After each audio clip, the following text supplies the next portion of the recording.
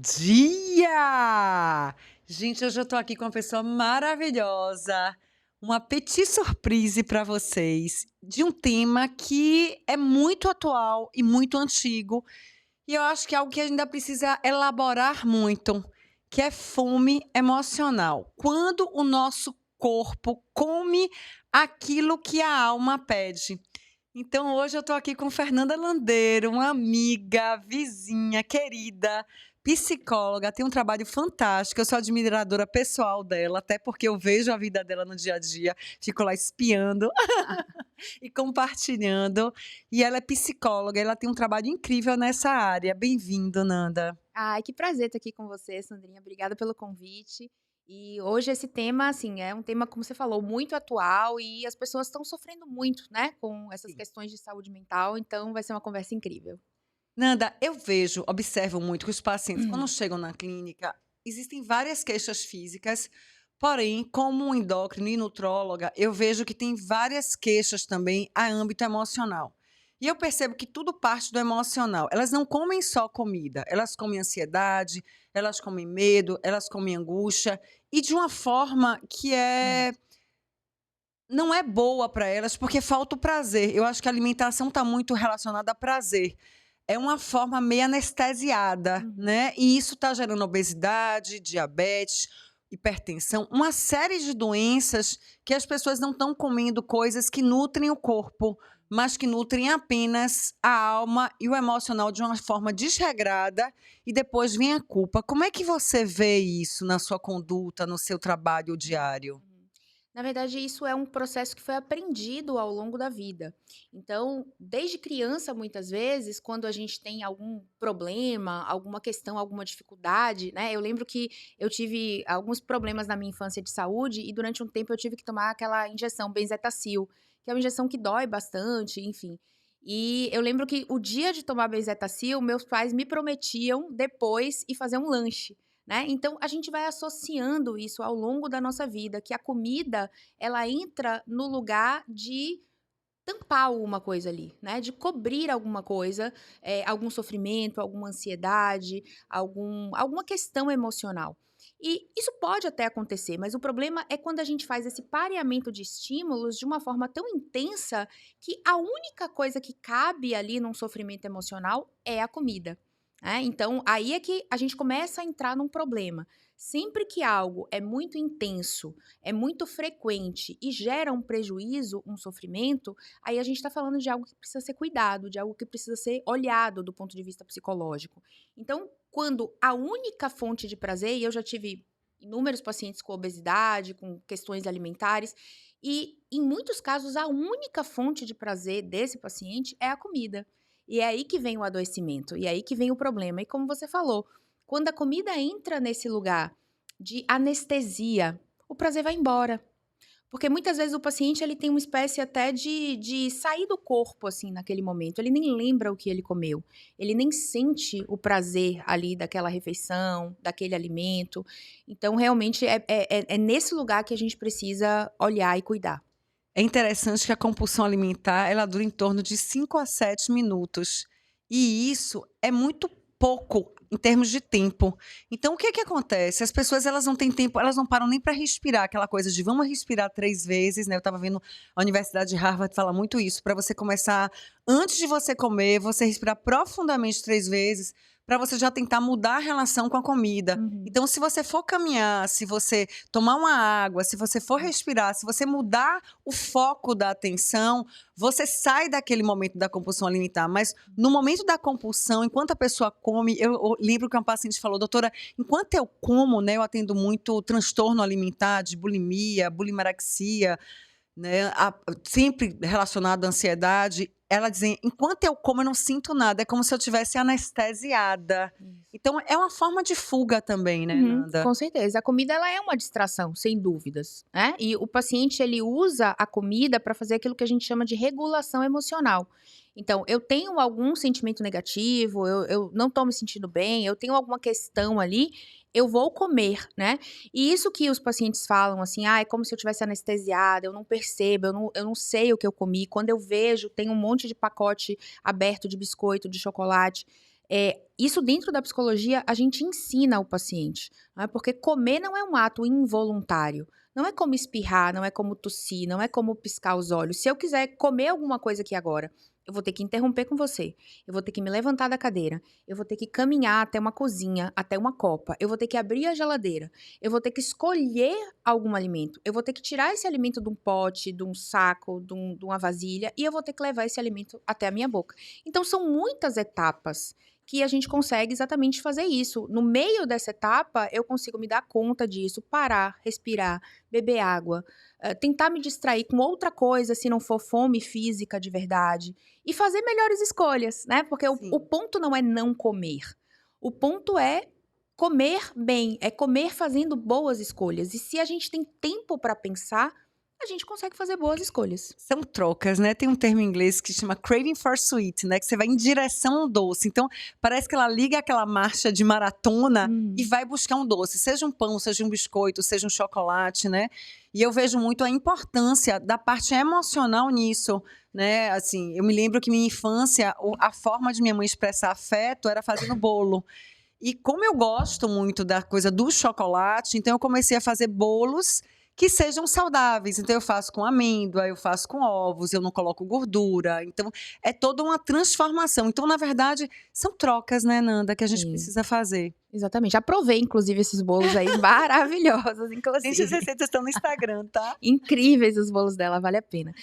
E Exatamente, são trocas, né? São trocas mais saudáveis. E, assim, eu me especializei em transtornos alimentares, né? Eu fui pra USP, fiquei lá no Ambolim, que é o maior centro aí de transtornos alimentares da América Latina. E nesses 20 anos aí de estudando transtornos alimentares, eu sempre digo pros pacientes, não é não comer, não é restringir, não é estabelecer alimentos como proibidos, né? Como muitas vezes eles fazem. É fazer trocas, é fazer escolhas, é escolher de maneira inteligente, né? É entender que a comida tem um lugar na nossa vida, tem um lugar muito importante, inclusive, tem um lugar social, tem um lugar de relacionamento, né? Quando você vai na minha casa e você leva o seu bolinho, isso tem um significado, né? E eu comer aquele bolo que eu sei que foi feito com carinho, com amor pra mim, isso tem um significado, né? E não é aí que tá o problema.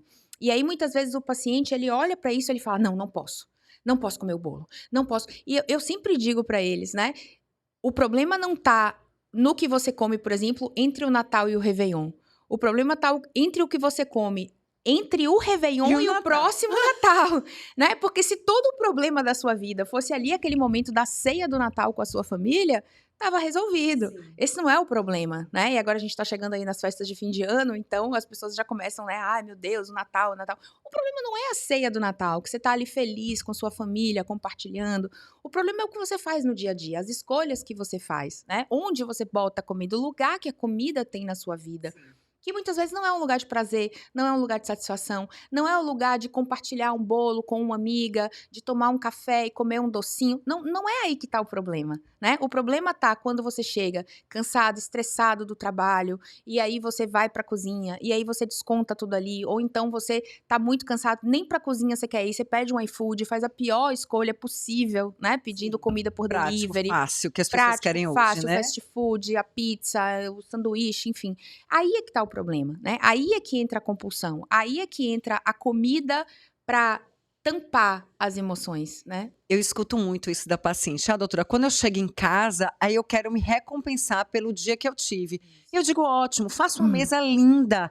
Pense assim, pergunte ao seu corpo, o que que eu gostaria de comer agora que vai me gerar saciedade, vai me gerar prazer sem culpa, Isso. né? Então, assim, eu gosto muito dessa área gastronômica, né? Inclusive tem um livro de receita em relação a isso, que é o Bom Comer, que as comidas são preparadas de uma forma gastronômica, com aparência bacana, porque eu acho que isso é muito importante. E de você montar uma mesa bacana, você montar uma mesa que tem uma aparência bacana, você montar um prato, por mais simples que seja, pode ser um omelete, mas de uma forma bacana, porque você é merecedora disso. Exatamente. E não de uma forma atropelada, né, Nanda? Exatamente. E uma coisa que a gente fala muito, assim, estuda muito na psicologia também, é o que a gente chama de ampliar o repertório comportamental. Sim. A comida é uma forma de se recompensar. Sem dúvidas. E pode ser feito dessa forma, né? Com cuidado, com boas escolhas. Mas a gente também precisa ampliar o repertório do paciente. Sim. A comida não é a única forma de você se sentir bem, sentir prazer. Tomar um banho muito gostoso, Sim. né? É uma delícia. Você, hoje, como o pessoal fala nas redes sociais, um banho premium, né? Você passar ali um esfoliante no seu corpo, você passar um óleo, você colocar uma luz especial, umas velas no seu banheiro, sei lá, do que você gostar, um incenso, não importa, o que for prazeroso pra você. Isso é uma forma de se recompensar, né? Sensorial. Sensorial, Sensorial. exatamente. Você ter uma conversa bacana com uma amiga, né, com uma pessoa que você ama, também é uma forma de se recompensar, Sim. né? Então, assim, existem vários. Você estar com seus filhos, estar com quem você ama, você ir pra cozinha preparar um omelete que seja. Tudo isso são formas de se recompensar, né? E muitas vezes a pessoa ela fica só numa única forma, que é a comida. Sim. Então, isso é problemático também. E a gente precisa ensinar o paciente a ampliar esse repertório, a pensar em outras formas. E não tem uma lista pronta, não. Não. Ah, a lista é essa aqui, ó. Banho premium, isso. Não É que existe. as pessoas querem muita coisa pronta, né, Nanda? Vai ser uma coisa pra cada um. E aí, talvez você esteja em casa me ouvindo e você diga, ah, mas eu não sei o que é. Vamos testar. Sim, vamos Por experimentar. tentativa e erro. Ah, o banho, não. Eu não ligo pra banho. Banho eu tomo porque precisa tomar, Faz um ok. creme de baunilha. Creme, cheiroso, sei lá, você estar com uma amiga, você ligar pra alguém que você gosta pra conversar, você assistir uma série, tudo isso são formas, ler um bom livro, tudo isso são formas de se recompensar, né? Não precisa ser uma coisa só na vida. Nanda, a gente tem uma coisa muito forte em comum, né? Que é a prática da atividade física, né? A gente sempre se bate no elevador as duas vestidas, né, de academia. E eu acho que o esporte também ele é uma forma muito importante de modular hormonalmente, né? Por mais que a gente esteja cansada, é melhor 10% do que 0%. Como é que você vê a prática do esporte, da atividade física, de uma simples caminhada meditativa, dentro dessa regulação também da compulsão alimentar? Eu sempre digo o seguinte, a comida é o pior ansiolítico que existe e é o mais usado. A atividade física é o melhor ansiolítico que existe e é o menos utilizado, né? As pessoas elas subestimam o papel da atividade física como um regulador emocional, inclusive, né? A atividade física ela tem inúmeros benefícios para o sono, para a disposição e até para a fome, Sim. né? Isso já tá provado cientificamente que quando você faz é o que a gente chama na psicologia de hábito angular, né? Você tem um hábito ali que ele vai acabar regulando todos os seus outros hábitos. Isso é muito comum, todo mundo que tá aqui assistindo já passou por isso. No dia que você vai pra academia, quando você volta pra casa, você faz assim, pô, não vou pedir uma pizza, cara. Não vou, pô. Dopamina lá em cima. Eu fui pra academia, né? Eu não vou comer uma panela de brigadeiro, né? Não, hoje eu vou comer um frango, vou comer legumes. Automaticamente, você, pelo esforço que você fez ali, né, na atividade física, você já começa a pensar em escolhas melhores, a fazer escolhas melhores, né? Então, este hábito, se você, por exemplo, começa o seu dia com uma atividade física, isso melhora todo o seu dia, né? Do ponto de vista hormonal, como Sandra falou, mas até do ponto de vista comportamental também. Porque você pensa, poxa, hoje eu treinei direitinho, não vou comer lasanha na hora do almoço, né? Vou pegar uns legumes aqui, uma saladinha, vou comer melhor. E isso repetidamente vai virando um hábito, né? A gente vai incorporando isso, a gente vai incorporando, né? Tem um livro que fala sobre isso, né? O Poder do Hábito, de Charles Duhigg, né? Ele fala justamente isso. Se você repete a mesma coisa 21 dias, você é capaz de mudar hábito. O problema é que a gente cria hábitos errados, se acostuma a esses hábitos e não percebe que esses hábitos estão nos sabotando. A gente está entrando numa autossabotagem, né, Nanda? Exatamente. E assim, a boa notícia é a seguinte: qualquer hábito ele pode ser construído. Sim. Quer ver? Vou te dar um exemplo. Hoje, quando você chega em casa, não importa a hora que você chegar, não importa o quão cansada você esteja, você vai escovar seus dentes, correto? Correto. Em nenhum momento você pensa assim, ai, será que eu escovo hoje? E se eu dormir sem escovar? Será que tem problema? Ah, um dia só, né? Não faz mal. Amanhã eu escovo. Não. Sim. Por que você não negocia escovar os dentes? Porque desde que você tinha, sei lá, 3, 4, 5 anos de idade, a sua mãe falava pra você, Sandra, vai escovar o dente. Não escovou direito, volte. Eu não ouvi o barulho, né? Todo mundo que é mãe e pai aqui sabe disso. Eu não ouvi o barulho da torneira, volte pra escovar. Ou seja, sua mãe, seu pai, Eles fizeram isso de maneira tão repetida ao longo da sua infância, talvez até da adolescência, que isso se tornou automático para você. Hoje você não pensa, hoje você não negocia, hoje você não questiona se é razoável escovar o dente ou não. Você simplesmente vai lá, escova seus dentes, não importa a hora que for, e você vai seguir sua vida. A gente consegue fazer isso com qualquer hábito que a gente quiser.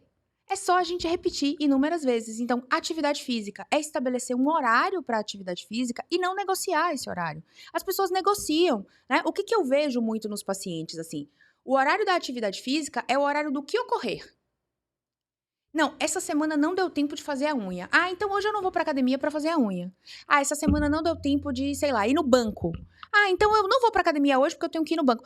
O horário da atividade física vira o horário do encaixar as coisas que eu não consegui fazer. E aí você encaixa naquele horário. Não. Aquele horário da atividade física tem que ser como escovar os dentes. Você não negocia escovar os dentes, É né? o seu tempo. É O o seu seu tempo é o tempo mais precioso do mundo, que é seu tempo do autocuidado. Se Exatamente. você não cuida de você, você não tem capacidade de cuidar do outro, né? A gente vem em Exatamente. primeiro lugar. Isso é uma coisa que eu observo muito, principalmente nas mulheres, Uhum. né? Elas cuidam primeiro do outro para É. depois cuidarem dela, É. né? E esquecem de se encaixar na agenda, né, Uhum. Nanda? Exatamente. Nanda, quando eu estava no meio hostel, eu estava lá naquele boom que começou a fazer a cirurgia bariátrica. Uhum. E eles começaram a perceber que depois de 8 anos feita a cirurgia bariátrica, quase 80% dos pacientes voltavam ao peso normal. Por quê? Isso. O intestino, ele é uma bexiga elástica, então cortava um pedaço, eles não mudavam o comportamento, isso volta a dilatar e volta a obesidade com todos os Exatamente. problemas e efeitos secundários de uma cirurgia bariátrica. Então a gente tem as modinhas, né, Nanda? Infelizmente hoje não é que a medicação não tenha seus benefícios para quem Claro. precisa.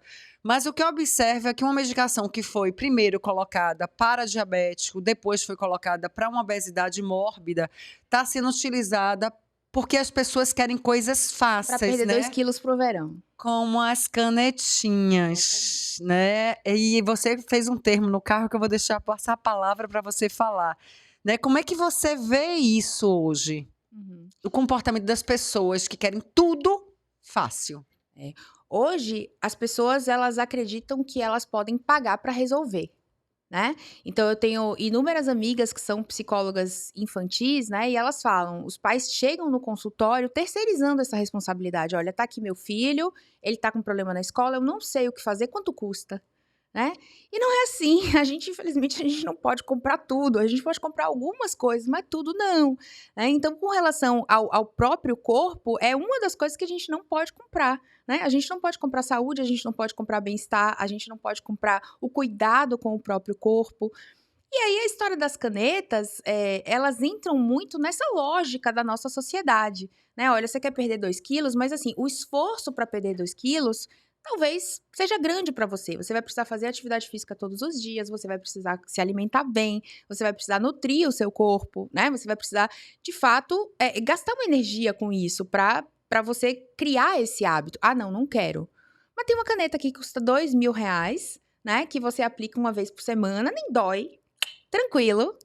E aí, pronto, você ganha o corpo que você quer, né? Você perde esses 2, 3 quilos aí pro verão e vai estar linda desfilando de biquíni. Então, assim, hoje as pessoas, elas querem comprar as coisas, elas não querem conquistar as coisas, né? Não dá para comprar o tempo de academia, né, Não Nanda? dá, não dá. E eu sempre digo que pra gente ter sucesso em qualquer coisa na vida, a gente tem que se apaixonar pelo processo. Sim. A gente tem que gostar daquilo que a gente tem que fazer para chegar em algum lugar, né? Eu brinco sempre que eu nunca atendi um paciente, eu já atendi centenas de milhares de pacientes que estavam estudando para concurso, que é uma época também que gera muita ansiedade, né, nas pessoas. Mas eu nunca atendi um paciente que chegasse lá e me dissesse assim, olha, eu vim aqui porque eu quero estudar 8 horas por dia. Todos os pacientes chegavam lá e diziam assim, eu vim aqui porque eu quero ser juiz, eu vim aqui porque eu quero ser promotor, eu vim aqui porque eu quero ser auditor fiscal, né? E eu dizia, tá bom, muito legal, parabéns, você tem um plano, ótimo. Você quer estudar 8 horas por dia? Né? Porque talvez para você ser juiz, é isso que você vai precisar, para você ser auditor, para você ser promotor, né? E você precisa se apaixonar por esse caminho.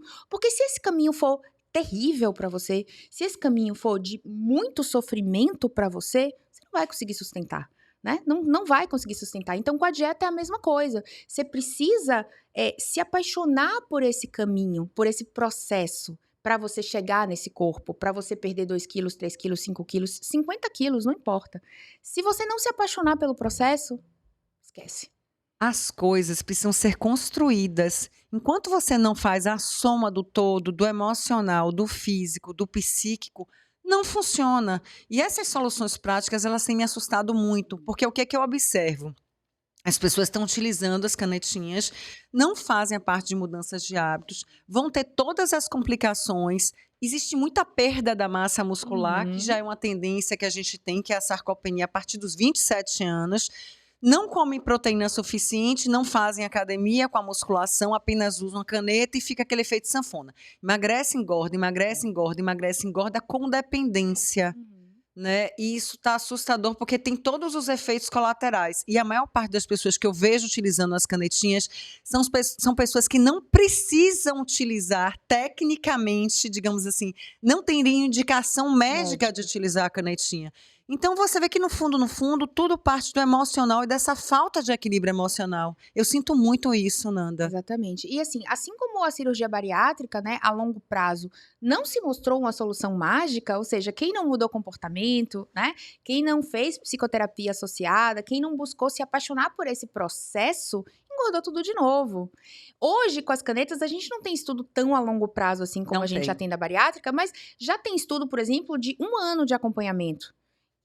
A maioria dos pacientes voltou a engordar quando parou. Do que estavam. Então, isso é muito importante salientar, gente, porque os pacientes estão engordando mais do que eles perderam. Ou seja, perde 8 quilos e ganham 15.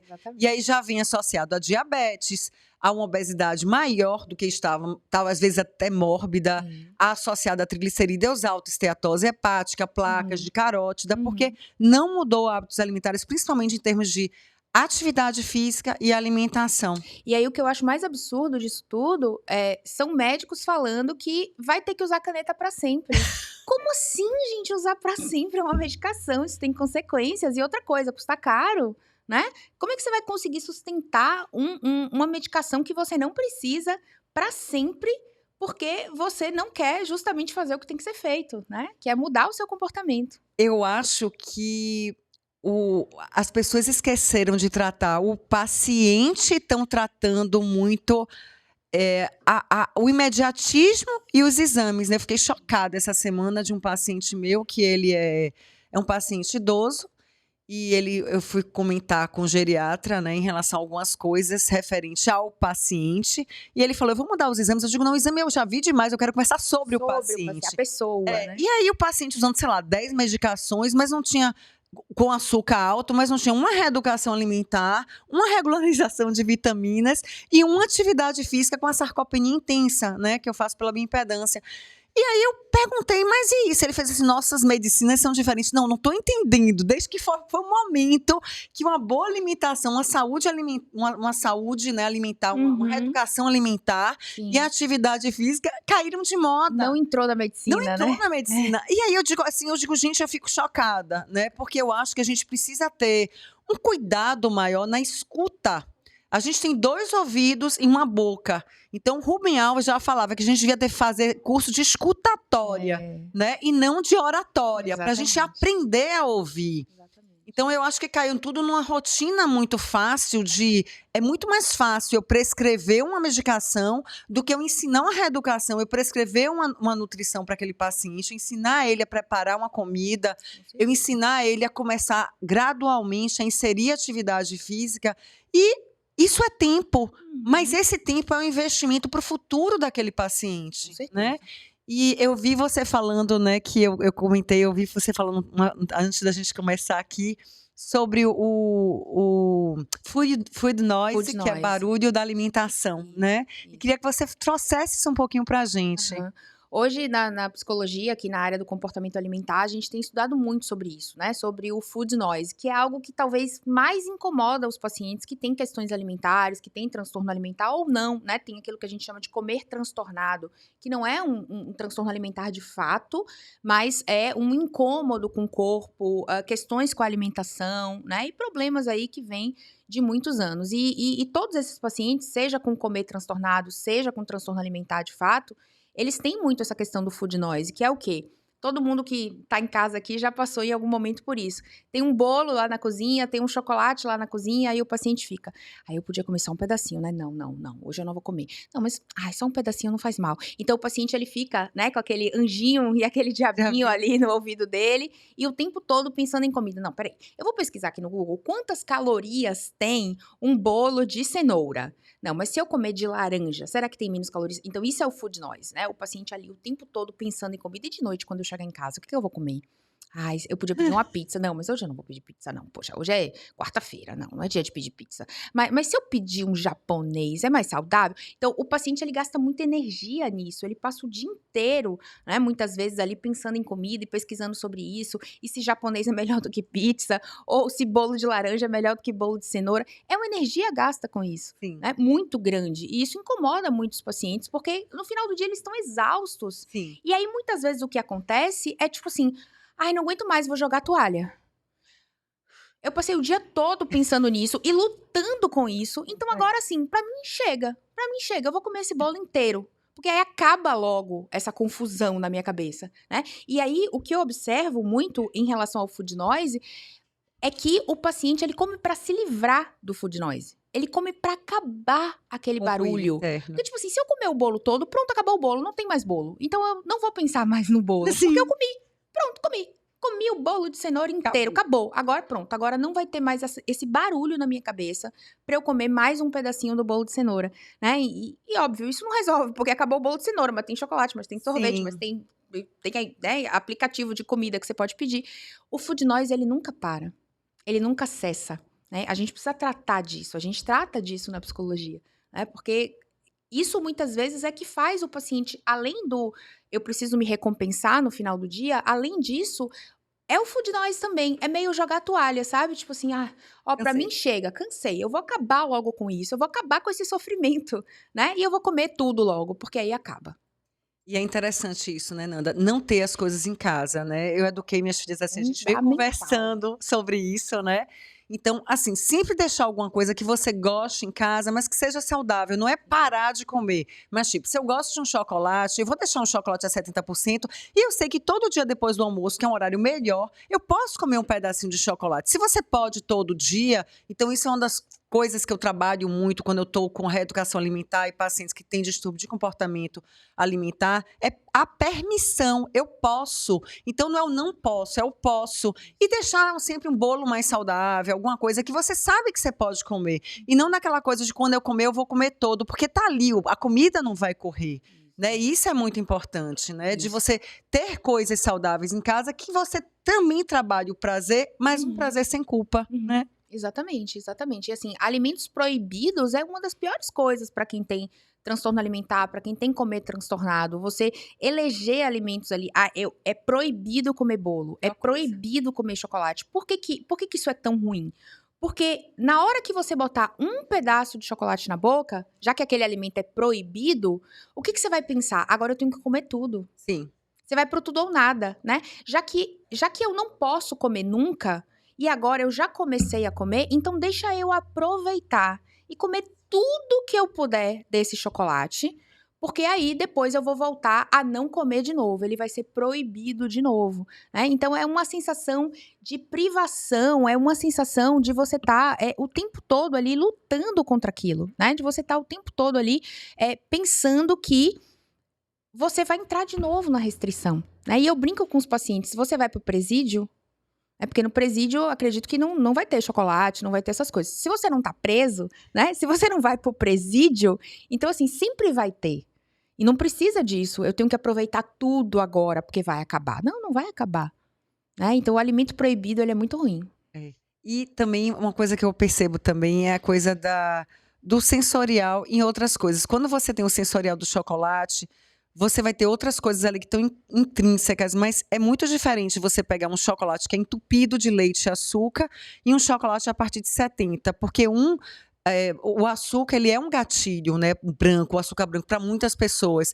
Então, se você come um pedacinho, você não fica num pedacinho, porque bioquimicamente ele vai pedir outras coisas. Então, o açúcar branco, ele é altamente refinado, ele sai de uma rapadura que é altamente escura. Então, é um alto processo de industrialização, de ultraprocessamento, e aquilo vai despertar um monte de coisa em sua vida. Então, uma coisa que eu prego muito é se manter afastado dos alimentos ultraprocessados, né? Porque vai te dar muito pouco nutriente. Exatamente. E eu observo também, Nanda, que tem uma preocupação excessiva com a comida, tipo, essa caloria. Uhum. E caloria não é nada, porque você tem um sonho de valsa e você tem uma aveia. Tem o mesmo nível de caloria, né? Sim. Vamos supor, tem, sei lá, 120 calorias. Só que a caloria da aveia, a aveia vai limpar seu colesterol, vai limpar seu intestino, é um probiótico, vai Vai te dar regular a mais sua saciedade. microflora. Exatamente. E o sonho de valsa vai ser totalmente, vai direto para a sua parte emocional e direto para sua gordura do corpo. Não vai te dar nenhum nutriente. E isso vai trabalhar com o seu segundo cérebro, que é a sua microflora. Como é que você vê essa parte da serotonina também, do segundo cérebro, que é o intestino, e o comportamento de ansiedade? Tá tudo 100% ligado, né? 100% integrado isso aí. E assim, as escolhas que a gente faz, elas dizem muito, né? Sobre as próximas escolhas que a gente vai fazer também. Então, se eu tenho uma refeição que ela é rica em proteína, significa que eu vou conseguir ficar mais saciada por mais tempo. Se eu troco essa refeição por um açúcar, por exemplo, por qualquer alimento, né, que a gente chama de altamente palatável, né, que são esses alimentos que você falou, bioquimicamente é impossível você comer pouco disso, né? Algumas pessoas têm a sorte de não gostarem tanto ou de ficarem enjoadas, mas a grande maioria vai comer a barra inteira de chocolate, né? Não vai conseguir parar. Então, porque a característica não é uma fraqueza sua, eu que sou fraca e não consigo comer só um pedacinho de chocolate, não. É a natureza do alimento, né? Ele é feito para isso. Então, se a gente faz boas escolhas, se a gente não tem isso em casa, como você falou, se a gente faz trocas mais inteligentes, a gente consegue controlar isso de uma maneira melhor.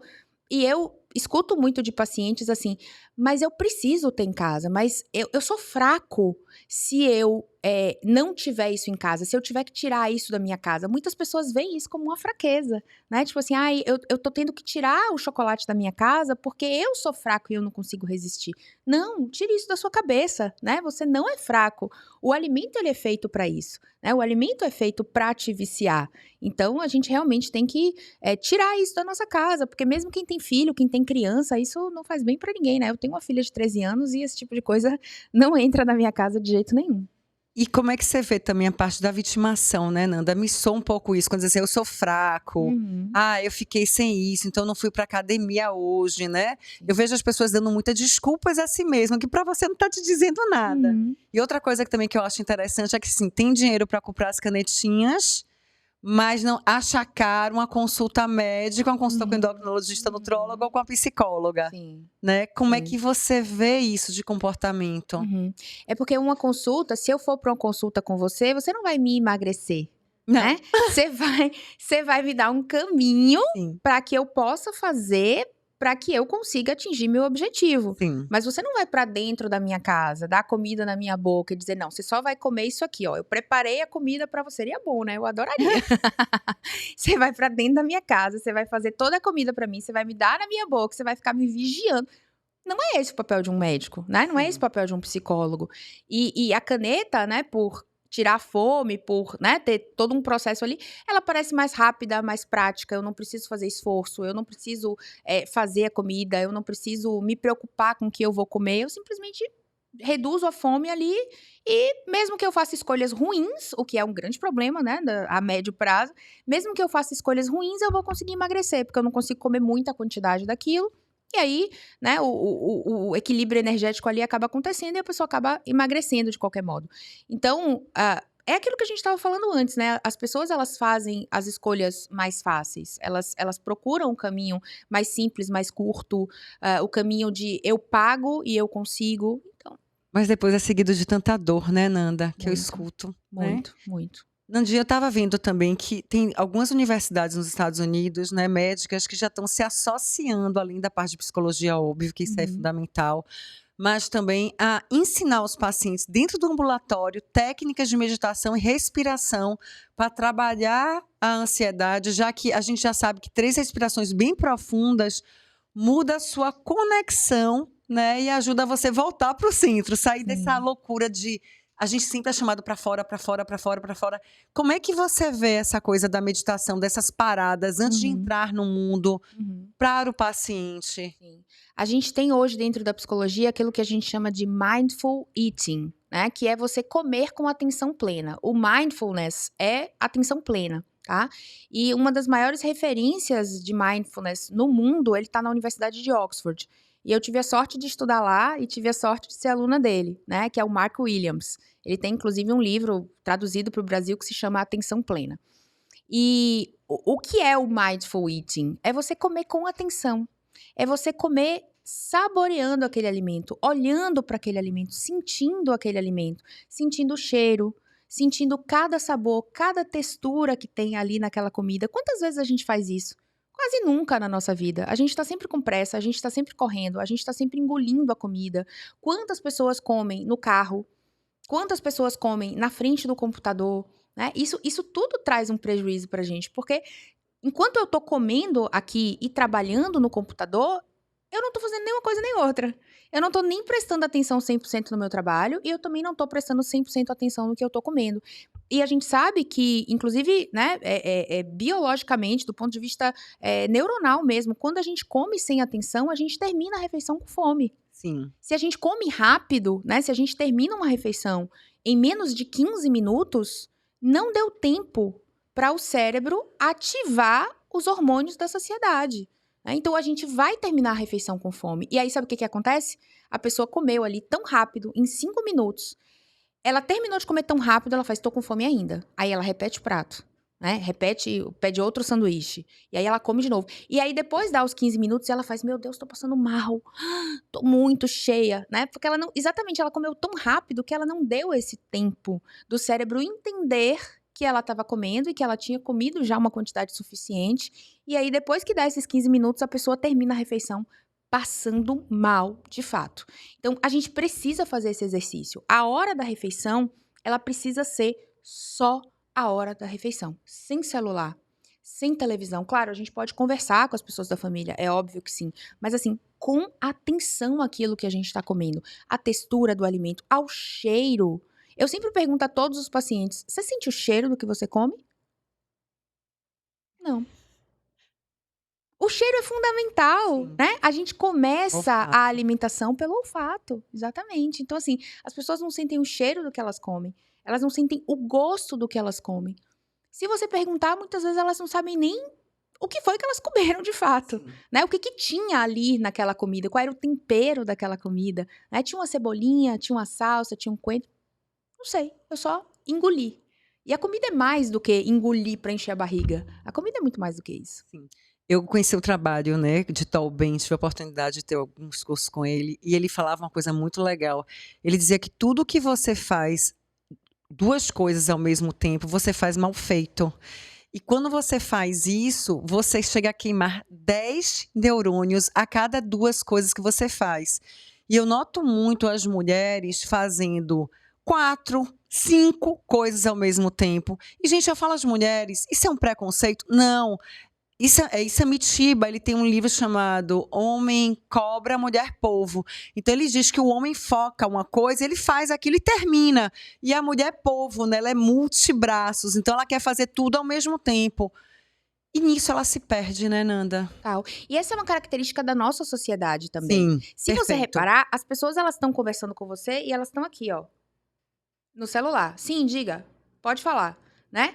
E a gente hoje é como se fosse aquelas abas do computador mesmo, né? A Sim. gente tá o tempo todo com várias abas abertas. A gente tá conversando com a pessoa e a gente tá no celular. A gente tá almoçando, a televisão tá ligada e a gente tá no celular. Ah, não, porque eu tenho que responder um WhatsApp agora, porque eu tenho que responder um e-mail agora, porque eu tenho que postar alguma coisa no Instagram agora, porque eu tenho que olhar o Instagram da minha amiga que tá viajando e eu não posso perder ali, né? E essa coisa do FOMO, né? Desse medo estar Perdendo perdendo o alguma momento, que é coisa. impossível, né, Nanda? É Óbvio. impossível você estar no seu mundo real, em vários mundos paralelos, virtuais, tipo uma Matrix, né? Então, eu noto que as pessoas têm se perdido muito nisso. Isso gera muito sofrimento, Sim. Sandra, porque assim, é o que eu sempre falo, né? Você julga a sua vida com base no recorte da vida dos outros. Então eu olho a rede social de Sandrinha, eu digo, nossa, meu Deus, que perfeita. A mulher Vai maravilhosa. lá acordar 7 4h30 da horas da manhã. manhã, ela já tá plena, ela já foi nadar, ela já voltou, ela já treinou, ela já se alimentou bem, e eu tô aqui com excesso de peso, não consigo ir pra academia. Mas você tá julgando um recorte da vida das pessoas, né? Isso gera muito sofrimento. Antigamente, para você saber que uma pessoa fez uma viagem, você tinha que ir na casa da pessoa. E essa pessoa pegava o álbum da viagem para te Era até mais mostrar. gostoso. Hoje você acompanha a viagem da pessoa em tempo real, onde ela tá jantando, o que ela fez, o que ela comprou, o que ela deixou de tudo. Então, isso tem gerado muito sofrimento nas pessoas, muito sofrimento, porque eu julgo a totalidade da minha vida pelo recorte da vida dos outros. E a minha vida sempre vai ser pior do que o melhor recorte da vida de alguém. Sempre vai ser pior. Eu sempre vou sair perdendo nessa comparação. Que lindo. Nanda, qual é a mensagem que você deixaria hoje aqui, né, para os nossos telespectadores? De vida, de mensagem, de tudo que você quiser falar. Me conte.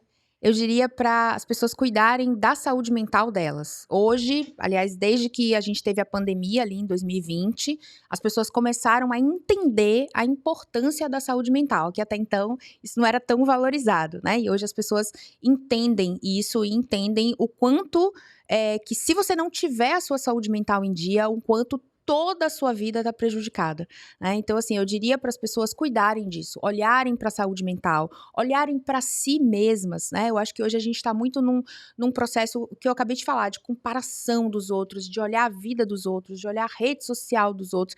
E, novamente, o problema não está na rede social. O problema está, muitas vezes, na forma como a gente usa as coisas, né? Assim como o problema não está na comida, não está no chocolate. O problema está na forma como a gente usa isso na nossa vida. Então, a gente tem que cuidar da nossa saúde mental. A gente tem que olhar para a forma como a gente está usando as coisas, seja a comida, seja a rede social, seja os nossos relacionamentos, que muitas vezes também nos adoecem, né? E a gente tem que olhar para essas coisas e olhar para dentro da gente e cuidar disso, né? Cuidar da nossa saúde mental, cuidar da gente, cuidar da nossa saúde de maneira integral, para que a gente consiga ter qualidade de vida, para que a gente consiga ser feliz, para que a gente consiga viver bem. Que linda, Nanda. Ou seja, escutar a nossa voz interior, não é isso? Com certeza. Nanda, gratidão. Foi um prazer enorme te ter aqui. Ah, o prazer E já foi era um meu. projeto nosso, né, Nandinha? De Há alguns muito anos. tempo, pois é. E hoje a gente realiza esse projeto e eu lhe sou muito grata a você e à equipe maravilhosa do Bahia Cad. Já quero voltar, já quero voltar. E apoia aí todos os meus projetos. Muitíssimo obrigada. Oh, eu que agradeço, obrigada.